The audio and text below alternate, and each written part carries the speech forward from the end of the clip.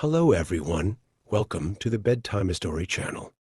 In this video, I will share a scary story that was adapted from a true story and I have translated it into English. If you're interested in reading the original text, I'll include a link in the description. Thank you. Let's hear the story. This is a story from my college days in Malang around 2012 to 2013. At that time, I had already completed all mandatory courses and finished my internship in 2011. As for the thesis, well, I was waiting for my friends who are still retaking some courses. Showing solidarity with the batch, you know. Because I felt like I had a lot of free time, I decided to make the most of it by seeking activities outside the campus. I joined several communities such as the photography community, Android Malang, and a few other social communities. During that time, I also took on freelance work in graphic design and photography. In short, there was a senior at my university, coincidentally also my senior from high school, named Nico. Similar to me, Nico also had a part-time job while working on his thesis. In the campus environment, this was considered normal, because many from our batch took longer to graduate due to being busy seeking additional income. Nico used to work for an event organizer, company that handled various events for mobile phone, laptop, and property manufacturers. Eventually, he transitioned to become a property salesperson in Surabaya. Several times, he asked for my assistance in creating promotional designs for his sales, such as event posters, brochures, and so on. However, as I worked as a freelancer and was paid by individuals, the income I received wasn't that substantial. After several orders, Nico offered me to join the development company where he worked. I accepted the offer and started working as a graphic designer with a contract employee status for 6 months, which was later extended to 12 months. The salary wasn't substantial, as I hadn't graduated yet. However, at least there was a fixed income every month. While working there, I stayed in a boarding house owned by a friend who was studying in Surabaya. On weekends, I would return to Malang. So, at that time, the development team at my workplace was working on a new project, which was the construction of a mid-class apartment with 3 towers. Therefore, my skills and thoughts were highly required for the project. When I first arrived at the project site, I was a bit surprised because I thought there would be a luxurious marketing office. However, it turned out the place was still an empty land with tall and dense trees. Our team's office was set up in the basement, under the parking lot of a Soto Embengan and Lontong Ballot restaurant. The land for the future apartment complex was situated behind that restaurant. Like the urban legends we often hear, empty lots are sometimes considered inhabited by creatures from other dimensions, especially if there are many tall and large trees. However, as someone who was still new there at the time, I chose to dismiss it as just passing thoughts. For me, the crucial thing was to stay focused on the job and get paid. Before I begin, for those who are familiar with the exact location of this apartment, please refrain from providing information that could potentially reveal secrets, okay? Because the developer and the apartment are still in operation to this day, and leaking such information could cause anxiety for the residents of the apartment. Gito's experience. The first mystical story comes from a driver named Mr. Gito. He is originally from Kediri and works here as the driver for one of the office managers. His family resides in Kediri, so after dropping off the manager at home, Mr. Gito returns to the office. Coincidentally, there is a room provided in the office designated as a sleeping quarters for the driver and the office boy.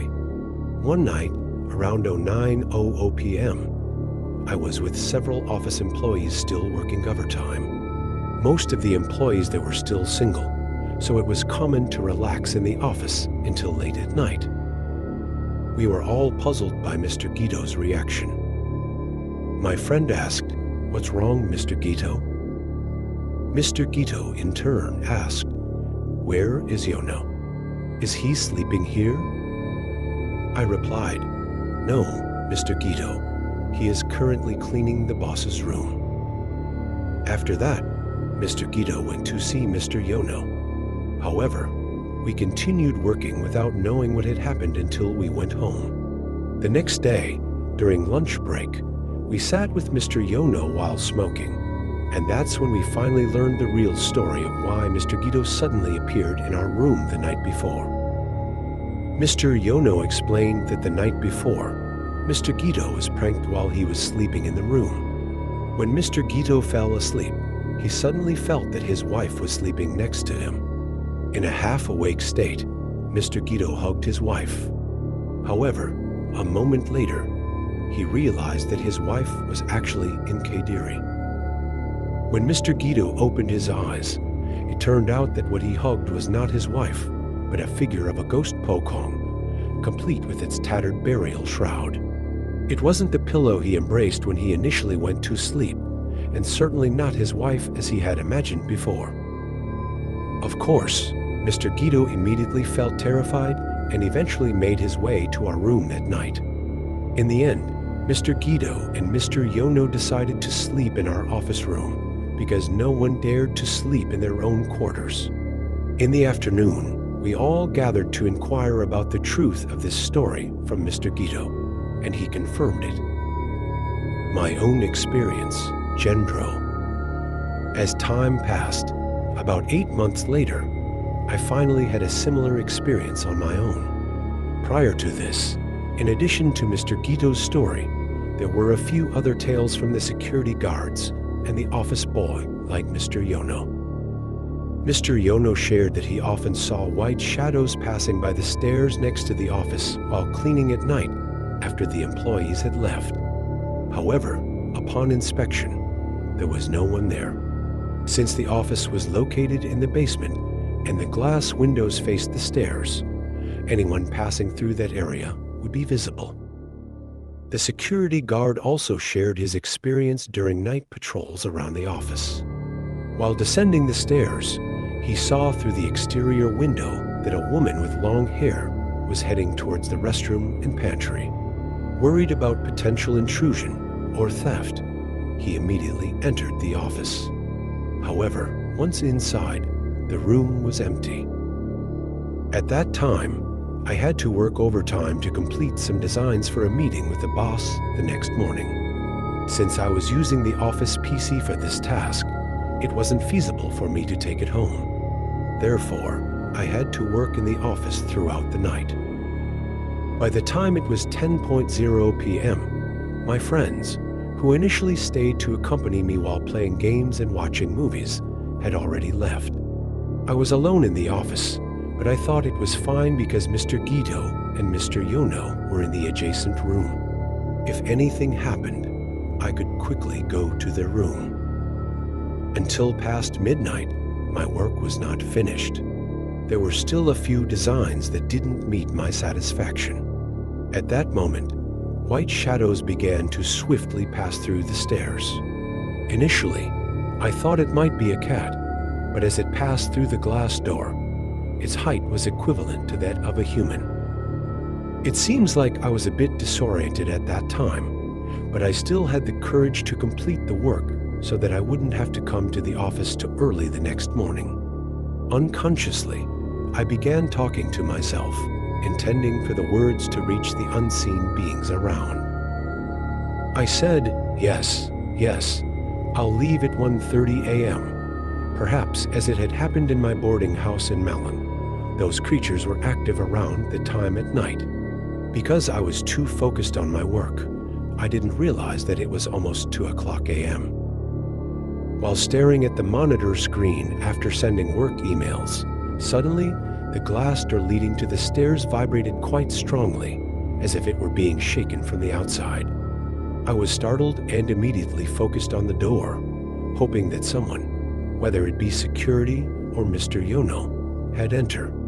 However, there was nothing, no one at all. For a moment, I was still trying to find an explanation for the earlier incident, perhaps a gust of wind or something else. However, that night was so calm, with no breeze blowing. Without attempting to seek further explanations, I immediately shut down the PC and hastily left. I had no choice but to pass through that door, as it was the only door usually open during overtime. As I exited through the door, I bid farewell to whoever might be around. "Excuse me, I'm really leaving now." Danu's experience. After about 6 months of work, the marketing office was finally completed. This office was only intended for the sales and marketing team. The building consisted of a dealing room, show unit, guest toilet on the first floor, and a meeting room, sales area, toilet, pantry, prayer room, and administration room on the second floor. Mr. Danu, a marketing manager at my workplace, had his workspace on the second floor along with the marketing admin. One night, Mr. Danu worked overtime alone in the marketing office after the sales team and admin had left after dusk as usual. Yada, one of the admins, warned Mr. Danu while bidding farewell. "Sir, don't stay too late. It's spooky here." However, Mr. Danu just smiled, thinking Yada was joking. As the night approached around 8 p.m., small disturbances began to occur. Mr. Danu remained indifferent and focused on his laptop, as usual, since he was known as someone quite fearless. Suddenly, the AC remote fell right next to his desk. Nevertheless, Mr. Danu remained calm and casually picked up the remote. He placed it on the table right next to his laptop. While concentrating on typing, the AC remote fell again, but this time it felt different, as if it had been thrown slightly. Mr. Danu casually picked up the remote from under the table, thinking that perhaps it had just been nudged and fallen. When he placed the remote on the table, that was when Mr. Danu realized that it was a different remote. Now, there were 2 AC remotes on the table.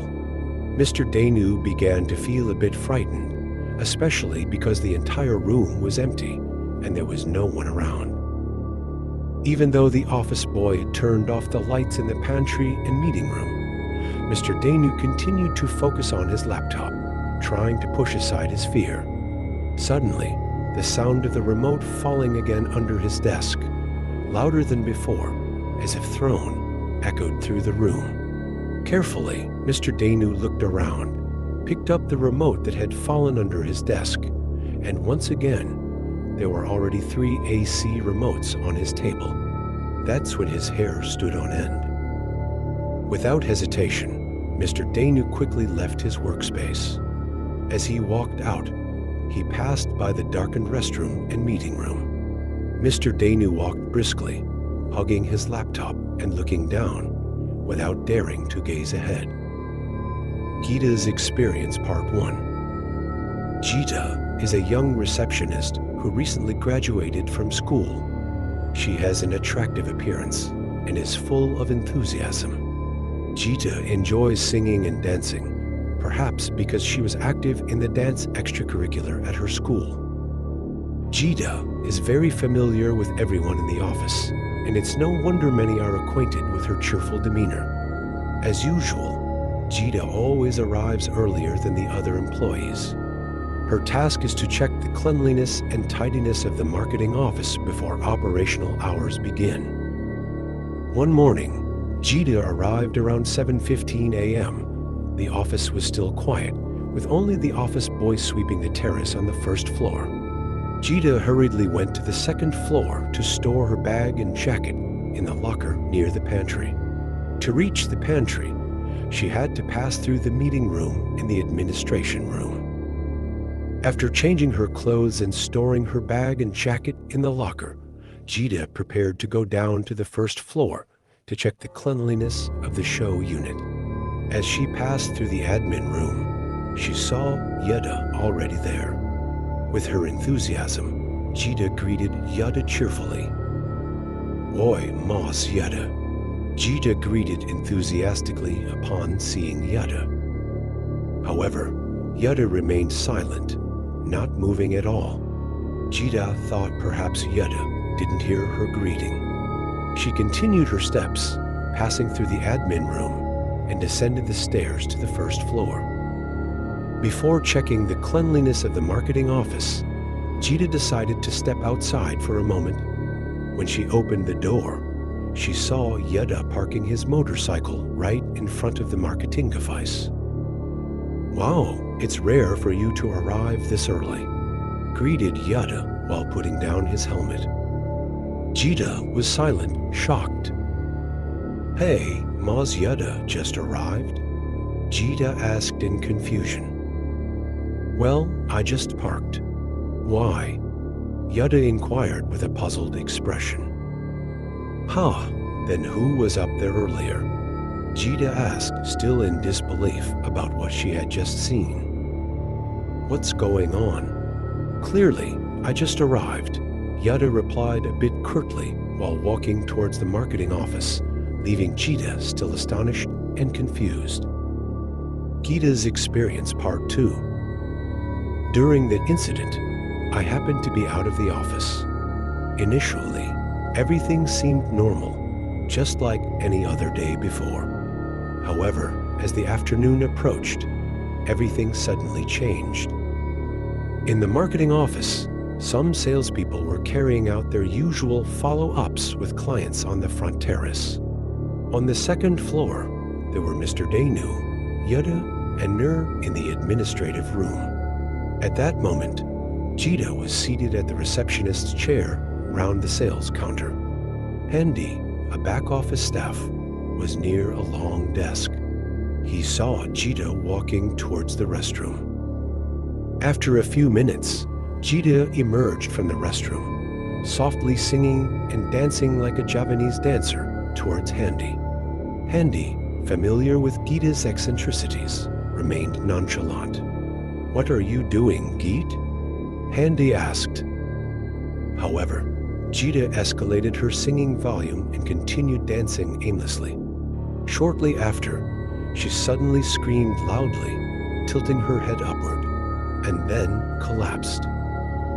As it turned out, Jida had been possessed since earlier. Handy only realized that Jida had been acting strangely since coming out of the toilet.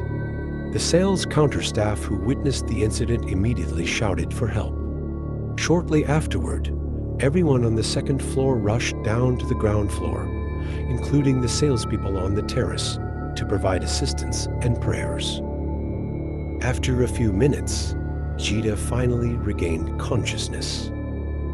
After that, I arrived at the office. Yada and my friend, Tyus, were planning to take Jida home in Yada's car.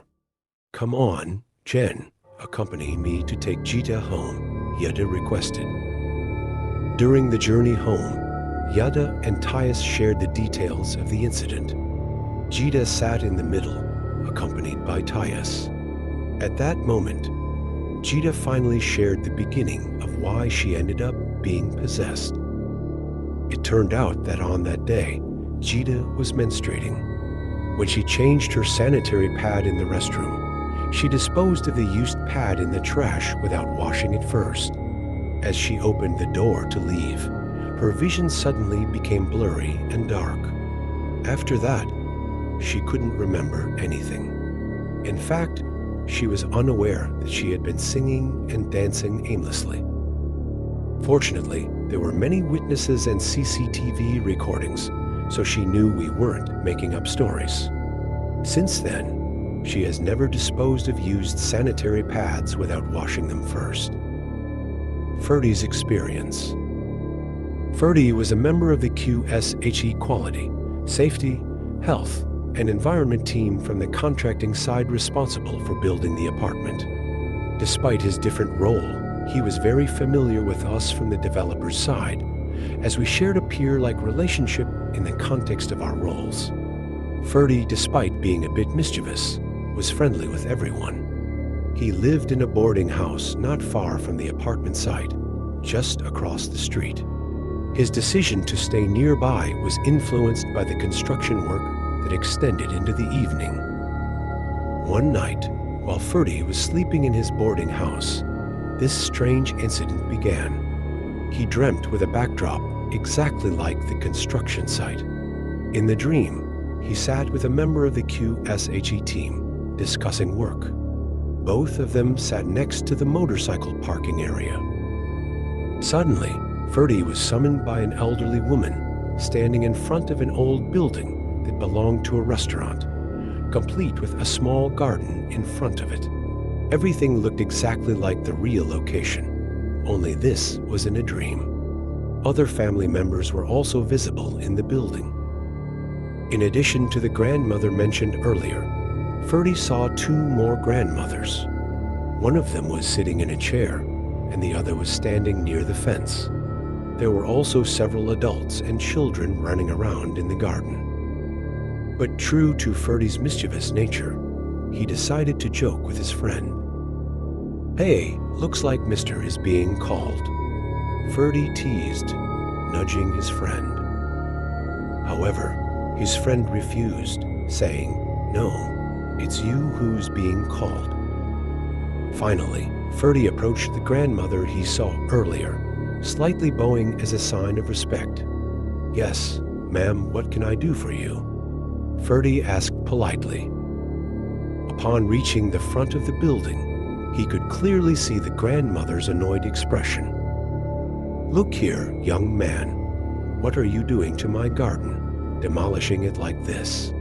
the grandmother asked in a high-pitched tone. Ferdy, who could only follow orders from his superiors and couldn't do anything about it, replied, "I'm sorry, ma'am, it's not being demolished. Due to the apartment construction, this garden has to be relocated, ma'am." Hearing this, the grandmother became even more upset. "Easy for you to say. If this garden is demolished, where will my grandchildren play, huh?" The grandmother angrily pointed in Ferdy's direction. Ferdy was shocked and a bit scared to hear the reprimand. Suddenly, he woke up from his dream. His body was wet with cold sweat, and he was breathing heavily. Ferdy paused for a moment, looking at the clock, which still showed 02:00 a.m. in the early morning. He couldn't believe his dream. Then, he took a drink to calm his nerves. Ferdy still didn't understand the meaning of his dream. Still feeling sleepy, he went back to sleep. Once he drifted off, he dreamt again. Strangely, his dream continued. In his dream, he found himself in the same location as before, in front of the terrace of the old building. Once again, he was summoned by one of the grandmothers, but this time it was a different person. This grandmother was friendlier and warmer in her demeanor. "Dear Ferdy, please forgive the grandmother from earlier, okay? That's just how she is." "So, what did you mean earlier?" the grandmother asked gently. Hearing such a gentle question, Ferdy's fear immediately disappeared. "Well, ma'am, you see, the construction has already started. So, this garden has to be demolished, but we'll create a new one behind there. Your grandchildren can play there later," Ferdy explained. The grandmother then said, "Oh, I see, young man. That's fine, no problem. Earlier, I also informed the grandmother from before. We have discussed it. Basically, feel free to move it if you want. But please tell your boss to ask for permission first, not just him, but all the employees working here." After the grandmother said that, Ferdy woke up again from his dream. This time, his heart was pounding much faster than before. He truly couldn't believe what he had just experienced. What kind of dream could continue like this? He took another drink and finished a whole bottle of water immediately. While calming himself down, he tried to remember his dream. After fully realizing it, Ferdy felt that this was not just an ordinary dream. He felt that what he experienced was a message he had to convey. In the morning during the briefing, he shared it with the entire QSHE team. In the afternoon, he conveyed it to the developer team. Consequently, in the evening, a religious gathering was held at the construction site, attended by all employees and construction workers. After the religious gathering, around 4:00 p.m., the entire garden area and the outdoor restaurant that would be replaced by the apartment were dismantled. Thank God, everything went smoothly. Doni and Arya's experience. Doni, of Chinese descent, is one of the supervisors, while Arya handles general affairs in the office. Both of them are close friends with Yada and often go out for gatherings after work. This incident occurred when Doni, Arya, and Taya, the sales counter, who assisted Jida during the possession, were accompanying Yada, who was working overtime in the second-floor admin room. It was approaching 7:00 p.m. The main lights in the sales area and meeting room were turned off, leaving only the lights in the admin room, toilet, and pantry on. Only the ambient lighting provided a dim glow. Doni and Arya sat facing the window, while Taya sat facing Yada, playing with her phone. Doni and Arya chatted while smoking. Feeling bored, Taya started to whine and suggested going home. "Come on, let's just go home. It's getting creepy here," urged Taya. However, the two guys underestimated her concerns. "Ah, it's still early. Why hurry home at this hour?" said Doni. Arya added, "Yeah, it's like there's some activity going on in the boarding house." Although she didn't get a satisfying answer, Taya eventually gave in and decided to go home with them. They continued chatting. Meanwhile, Yada was still busy with his work. Suddenly, Doni saw the figure of a woman with long hair wearing white floating right in front of the window. The location was exactly in the outdoor restaurant area, surrounded by tall trees. Doni's face turned pale immediately, realizing that they were on the second floor. "Did you see someone pass by just now, right?" Doni asked Arya, still in disbelief about what he had just seen. "Yes, I saw it too, very clear," Arya replied. Taya, hearing their conversation, became even more frightened. Hey, what did you see?" Without answering Taya's question, Arya quickly urged them to leave. All right, let's just go home now, hurry," said Arya. "Yes, Yud, finish up your laptop. We're going home now," Doni added. Yada, accustomed to incidents like these, didn't ask many questions and promptly packed up his laptop. The four of them quickly left the marketing office. Ridwan's experience. Mr. Ridwan, one of the security guards who had been working in the office since the beginning, was on duty for the afternoon shift. This shift lasted from 8:00 a.m. to 8:00 p.m. Coincidentally, on that night, all the employees in the marketing office had already gone home. As part of his routine, before leaving the office, Mr. Ridwan always took the time to perform the evening prayer, Isya. He walked towards the marketing office and went up to the second floor, where the prayer room Mishola was located. Although all the lights were turned off, only ambient lighting provided a dim glow. Mr. Ridwan ascended the stairs in the midst of darkness. Upon reaching the meeting room, he suddenly stopped. He tried to focus his sight in the dim illumination. Almost unbelievable to Mr. Ridwan's eyes, the long, dense, and tangled black hair dangled down to the floor.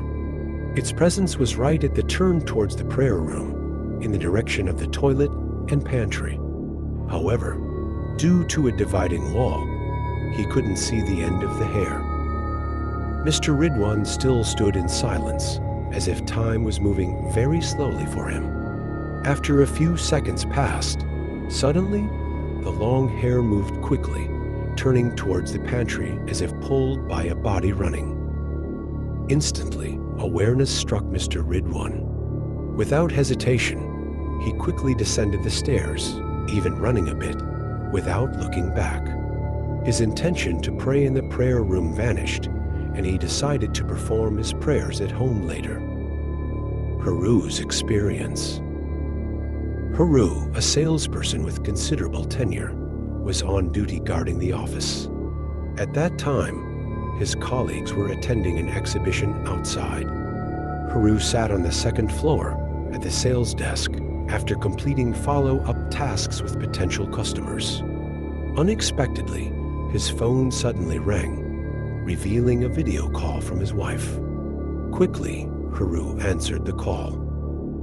After chatting for a while, Haru wanted to interact with his toddler. More precisely, it wasn't just about talking. He wanted to carry his child through the video call. While happily joking with his child, suddenly the child asked, "Dad, who is that?" "Aunt Tootie," while pointing behind Haru. Aunt Tootie was Haru's team supervisor SPV, so his child was familiar with her. Haru turned around, but to his surprise, there was no one there on the second floor except for himself. Perplexed, Haru asked his child, "There's no one here, dear. Who did you see?" His child innocently replied, "Aunt Tootie was there behind you, Dad, but she's gone now." Haru felt puzzled because there was no one else on the second floor except for him. His hair stood on end, and quickly, he ended the video call, worried that his child might see strange things around there. After that incident, Haru decided to guard the office on the first floor with the office boy and the security. These are some stories of experiences that I, along with some friends, went through while working there. In the first quarter of 2013, my work contract came to an end. At that time, I decided not to extend the contract because it was time to focus on completing my thesis, which was approaching the deadline. I had even received a warning letter from the university regarding this matter. Upon returning to campus, I saw many friends who had graduated. However, there were also quite a few who were still struggling to complete their studies, mostly due to working alongside their academic commitments. In a short period, I graduated in August 2014 and secured a job in Jakarta in January 2015. At that time, I had to relocate to Jakarta. However, because I still had many friends in Malang, I often went back to Blighter and visited Malang whenever I had the opportunity. Almost every 3 months, I would return and stay at my old boarding house in Malang. Yes, that's right, the boarding house full of mystical stories, as I mentioned earlier in this thread. At that time, I was on a business trip to Malang for 3 days, from Monday to Wednesday. However, I decided to take a day off on Thursday, considering that Friday was a national holiday. Why not take advantage of my leisure time in Malang? On Wednesday, after completing my office tasks, my colleagues immediately headed back to Jakarta. Meanwhile, to save costs, I opted to spend the night at my old boarding house, staying at my friend Emin's place, who was still in Malang. While sleeping there, I dreamt of visiting my former office in Surabaya. Like any typical dream, I didn't know why suddenly I found myself in front of a glass-walled meeting room. It wasn't the meeting room from the old marketing office. Instead, it was a new room that was part of an apartment building. So, the apartment had been constructed after I left. On the ground floor, the building served as a replacement for the marketing office, and some rooms were rented out. In my dream, I observed the meeting from outside the glass-walled room. Because of the transparent walls, I could see the sales and supervisors conducting their meeting led by my friend, Yeda. Everything seemed to be going on as usual, without anything peculiar. However, I noticed something strange, the figure of a woman with long hair trailing down to the floor, dressed entirely in white. Yes, What I saw was a female ghost Kuntilanak. The Kuntilanak stood right behind Yada, who was sitting and leading the meeting with the sales team. Yada seemed unaware of the Kuntilanak's presence. I could only stand frozen in front of the meeting room. While Yada was speaking, suddenly, he was pushed forcefully from his chair by the Kuntilanak. Yada fell and tumbled from his seat due to the strong shove. After that, the Kuntilanak floated and flew towards the direction of the restroom and storage room. The sales team was bewildered seeing Yada suddenly fall. At that moment, I immediately entered the meeting room to assist Yada. I helped him stand up while pointing towards the direction where the Kuntilanak had disappeared. "Damn. She ran there, damn. Let's chase her," I exclaimed, pointing towards the restroom. Yada and I immediately sprinted towards the toilet. However, at the corner, the Kuntilanak suddenly turned and attacked us. I saw her terrifying face with fangs, peeling skin in some parts, grinning teeth with sharp and pointed nails. Suddenly, I woke up from my dream. My heart was pounding, breaths were labored, and my body was drenched in sweat. I saw Eamon still sound asleep, curled up on the carpet in front of the laptop. "Damn, what kind of dream was that?"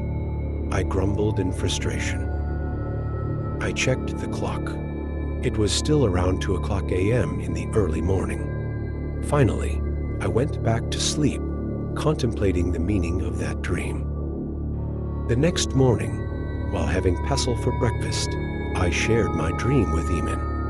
"Maybe you should ask Bro Kusuma. He's knowledgeable about these things," suggested Eamon. I thought there was no harm in giving Kusuma a call. Kusuma was my former roommate in Malang, and we both lived in the supposedly haunted boarding house mentioned in my previous story. So, I sent a message to Kusuma, providing a brief yet detailed account of my dream. To my surprise, Kusuma gave an unexpected response that means he misses you, bro. "You're told to visit her. Ha ha ha ha." His response left me even more curious. With thoughts swirling in my head, I began to wonder if this was a sign about something related to Yada. Without much hesitation, I decided to message Yada about my dream. I narrated the details, and fortunately, Yada didn't encounter any issues. In fact, he laughed at the bizarre elements in my dream. Well, it did seem peculiar, I must admit. Since Yada didn't encounter any issues, I decided not to dwell on my dream anymore. At that time, I wasn't aware that my dream was not just an ordinary one. On Saturday morning, after dawn, I went to Surabaya. I had a close friend who studied and worked there, and I wanted to return to Malang with them. As my friend still had work in the morning, I decided to stop by my old office to see how things were progressing. Upon arrival, in front of the lobby, I met some old friends who were still working at the office. I saw Tyus, Rendy, and Handy relaxing in the garden near the lobby. "Hey, Endro. How are you? You seem to be thriving in Jakarta," greeted Tyus warmly. As an Indonesian, shaking hands was, of course, customary. Then Rendy inquired, "What brings you here unusual for you?" Since I enjoyed joking around and responding with humor, I playfully replied, "Oh, just here to visit the Kuntilanak in the meeting room. 2 days ago, I dreamt that Yada was pranked by a Kuntilanak in the meeting room. Yada was pushed and fell to the floor, and then the Kuntilanak fled towards the toilet," I added. Upon hearing my response, Tyus suddenly looked surprised and puzzled. "Wait, that's true, Endro. Last Monday, Yada was indeed pranked by a Kuntilanak in the meeting room," Tyus explained to me. "Ha, seriously? Are you for real? How did it happen?" I asked, surprised. "Seriously, so last Monday, Yutta had a meeting with the sales team. When he scolded one of our sales, Vina, she just bowed down. Yutta thought she was bowing down because she was scolded. But that wasn't it. Vina said, "Hey, let's wrap up the meeting." Since the meeting had been going on for a while, Yutta ended it. Then, outside the meeting room, Vina finally revealed the truth that there was a Kuntilanik behind Yutta. So, Vina bowed down because she was afraid of seeing the Kuntilanik, not because Yutta scolded her. Vina is an indigo child, Endro, Tyus explained in detail. The others confirmed Tyus's story. "Well, damn," I asked Yutta, and he said there was nothing. "But my dream was on early Thursday, and that incident happened the Monday before," I said, still skeptical. "But it's true that Yutta could be pranked by a Kuntilanik there. Maybe your dream just came after the incident?" Tyus insisted. After that, I was accompanied by the others to check the meeting room. There, in my mind, I said, "Hey, I've visited you now, okay? So, don't prank my friends here anymore. And don't come into my dreams again." Afterward, while waiting for my friend, I had coffee and breakfast with them at the nearby Soto Mbengen restaurant. There, they shared one of the epic stories in the apartment. After our breakfast, of course, we had some coffee while casually smoking. Tyus shared an incident that happened a few months ago, one of the many amusing stories, in my opinion. So, a few months ago, there were 3 interns from one of the vocational high schools in Surabaya. They were interning for 3 months, assisting in the finance and administration departments. The incident began one evening when the 3 of them were in the lobby with the receptionist. The lobby was known for small disturbances, like fleeting shadows or the sounds of children. Let's call them Mawar, Melati, and Lily. At that time, Mawar wasn't feeling well. But since it wasn't time to go home yet, she decided to wait, as they were planning to ride together. While they were chatting, Mawar seemed quieter, lying down on a table. Unbeknownst to the others, Mawar suddenly became possessed. She stood up and started screaming incoherently. Arg, it was clear she was in pain. Fortunately, the lobby was empty at that time, with no residents wandering around. Melati and Lily quickly assisted Mawar to sit on the lobby sofa. The receptionist hurriedly brought a glass of water. When seated on the sofa, Mawar cried hysterically, followed by a creepy laughter. Her laughter echoed loudly throughout the lobby. They all prayed as best as they could, but Mawar's condition didn't improve. Suddenly, Mawar started strangling herself.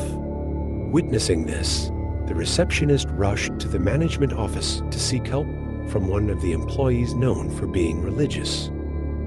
The employee's name was Maz Amin. He was a graduate of an Islamic boarding school. He was casually sitting in the corridor next to the office with other employees.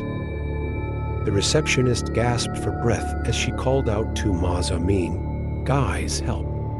Mawar suddenly got possessed in the lobby, she said in panic. But perhaps because Maz Amin was used to such situations, he remained calm and composed. "Wait, I'm just lighting my cigarette. Let me finish it first, okay?" replied Maz Amin calmly. Seeing Maz Amin's reaction, the receptionist couldn't do anything. While waiting for the cigarette to be finished, she recounted the incident to Maz Amin. Shortly after, they headed to the lobby to help Mawar. "All right, let's check on Mawar," Maz Amin suggested, not wanting to see the receptionist anxious. Fortunately, after being prayed for by Maz Amin, Mawar immediately regained consciousness. According to Maz Amin, Mawar was just exhausted. However, Maz Amin was hiding something from the others. The next day when Mawar came to the office, she shared about the incident. It turned out that Moore was an indigo child. Since childhood, she had an invisible friend, a spirit that always accompanied her wherever she went. So, yesterday's incident was triggered because Moare's invisible friend was having a conflict with the original resident of the apartment in the lobby. As a result, Moore got affected, leading to possession and self-strangulation. So, when she was strangling herself, it was actually the original resident of the apartment trying to expel Moare's friend. Hearing Tyus's story, I became even more intrigued by the mysterious occurrences in this apartment complex. From the time it was yet to be built until now, with 3 towers standing tall, the apartment still seemed to have many disturbances. Afterwards, I went home to pick up my friend and hang out with him. At the same time, I planned to buy some souvenirs before heading back to Malang. However, due to the rush to return, I made a mistake that led to an unpleasant experience. So, the story goes like this. I left my charger and power bank at the restaurant because I left it there while charging. People tend to forget, right? Because of that, after buying souvenirs, I returned to the office to retrieve them. Around 6:00 p.m., my friend Ningram and I arrived at my old office again. It seemed like most of the management employees had gone home, leaving only a few salespeople visible in the marketing office. Because I was too lazy to park in the basement, I opted to park briefly in front of the lobby. Tyus had left my charger and power bank with the office boy OB, so I went to the management office to pick them up. I asked Ningram to wait in the car, thinking it would only take a moment. I hurried towards the management office, which wasn't far from the lobby. When I entered the office, I found that there was still an office boy cleaning. It turned out to be Mr. Yono, and we ended up having a brief chat. Mr. Yono handed me my charger and power bank while asking about how I've been. While engrossed in conversation, my phone suddenly rang, and it turned out to be Ningram calling with several unread messages. I quickly answered the phone, thinking she must be really impatient. "Come on, let's hurry back. It's taking forever," grumbled Ningram. Finally, I bid farewell to Mr. Yono, as I didn't want to be scolded later on the way home. I knew I would get a bit scolded when I got back into the car. "You said you were just grabbing the power bank, but it took so long," complained Ningram. I met Mr. Yono there, so we chatted for a bit. "We haven't seen each other in a long time. Why are you in such a rush?" I replied. "I saw a ghost, you know," said Ningram.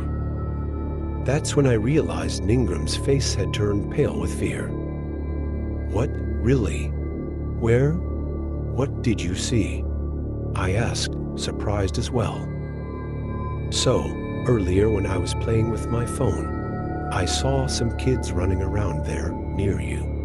I ignored them, thinking they were just customers' children, as it's common to have customers until evening. Then, those kids stopped near the roundabout there. Do you know what they did? They waved their hands at me, as if inviting me to play. I was confused. I observed them closely, and it turned out they weren't human. Their faces were pale. When I was looking at them, suddenly a woman with long hair came out of that lobby, as if inviting those kids inside. It seemed like she was preventing those kids from bothering me, Ningram explained to me. "Wait, the woman with long hair, do you mean Miss K?" I asked, curious. "Yes, of course. She's a ghost. What else could it be? Moreover, she was floating as she walked," she replied bluntly. "Damn. It's true then, because Kusuma once told me the same thing here. Well, if that's the case, let's quickly go back," I said, not doubting Ningram's testimony. The two of us immediately headed back to Malang. Because, as people say, Ingram is considered a thin-boned child, someone easily interacted with or targeted by supernatural beings, basically someone who gets pranked. Well, more or less, those are some of the mystical experiences that I and my friends have had in that haunted apartment. Actually, there are still many other stories. Like the white figure passing by on CCTV that we rewound several times, the teapot lid being thrown, the buried shroud, and many more. But I think this thread would be much longer if I were to tell them all. Maybe, if there's a chance, I'll write more in another thread. In conclusion, thank you to those of you who have read this to the end. And once again, for those who know, please don't disclose the name or location of that apartment.